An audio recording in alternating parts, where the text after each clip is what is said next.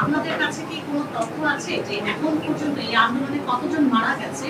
Minister education মিনিস্টারের কাছে আমার একটা কোশ্চেন আছে, সেটা হচ্ছে যদি এখানে কেউ যদি মানে যারা মারা গেছেন তাদের মধ্যে আসলে ছাত্র সংখ্যা কত?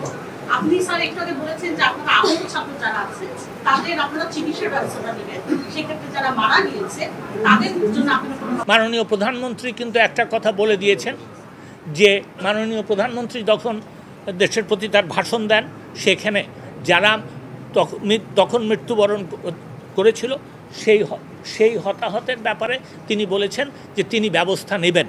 আমরা সেই কথাই আছি। এখানে শিক্ষার্থী সংখ্যা কত সেটা শিক্ষার্থীদেরকে যেহেতু ঢাল হিসেবে ব্যবহার করে এই তথাকথিত আন্দোলনেই বলবো, কারণ মূলত আসলে মূল উদ্দেশ্যটা কিন্তু আমরা পরে দেখতে পেয়েছি। তো সেই আন্দোলনের কতটুকু অংশ আসলে শিক্ষার্থীদের অংশগ্রহণ ছিল এবং দেশের কোন কোন জায়গায় শিক্ষার্থী ছিলেন আর শিক্ষার্থীদের পেছনে কারা ছিল সেটা আগে নিরূপণ করতে হবে।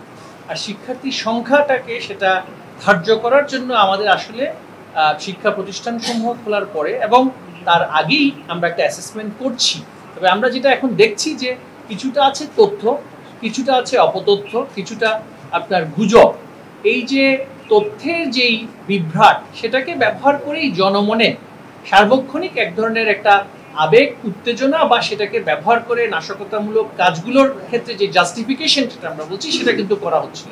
সুতরাং এই পরিস্থিতি বর্তমানে সেটা পরিবর্তন হওয়ার পরেই আমাদের পক্ষে সঠিকভাবে নিরূপণ করা সম্ভব হবে আসলে কারা কারা শিক্ষার্থী ছিলেন এবং শিক্ষার্থী কোন কোন প্রতিষ্ঠানের ছিলেন। সেটা কিন্তু এই মুহূর্তে বর্তমানে যে অবস্থা সেটাতে আসলে নিরূপণ করা খুবই কঠিন।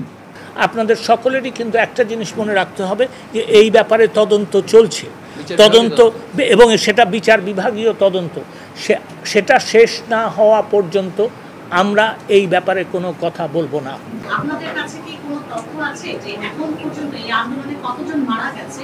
মিনিস্টার এডুকেশন মিনিস্টারের কাছে আমার একটা কোশ্চেন আছে, সেটা হচ্ছে যদি এখানে কেউ যদি মানে যারা মারা গেছেন তাদের মধ্যে আসলে ছাত্র সংখ্যা কত?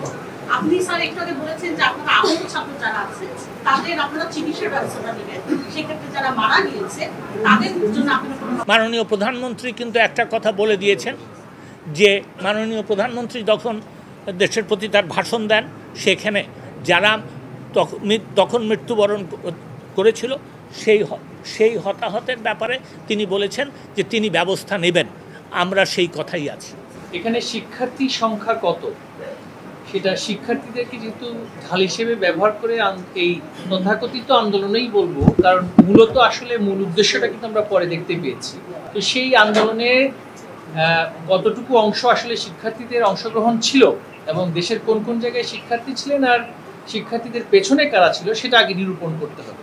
আর শিক্ষার্থী সংখ্যাটাকে সেটা ধার্য করার জন্য আমাদের আসলে শিক্ষা প্রতিষ্ঠানসমূহ খোলার পরে এবং তার আগেই আমরা একটা অ্যাসেসমেন্ট করছি। তবে আমরা যেটা এখন দেখছি যে কিছুটা আছে তথ্য, কিছুটা আছে অপতথ্য, কিছুটা আপনার গুজব।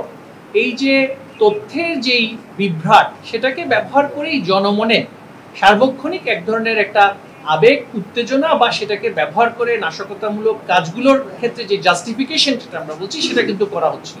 সুতরাং এই পরিস্থিতি বর্তমানে সেটা পরিবর্তন হওয়ার পরেই আমাদের পক্ষে সঠিকভাবে নিরূপণ করা সম্ভব হবে আসলে কারা কারা শিক্ষার্থী ছিলেন এবং শিক্ষার্থী কোন কোন প্রতিষ্ঠানের ছিলেন।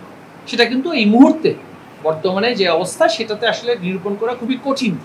আপনাদের সকলেরই কিন্তু একটা জিনিস মনে রাখতে হবে যে এই ব্যাপারে তদন্ত চলছে, তদন্ত এবং সেটা বিচার বিভাগীয় তদন্ত, সেটা শেষ না হওয়া পর্যন্ত আমরা এই ব্যাপারে কোনো কথা বলবো না।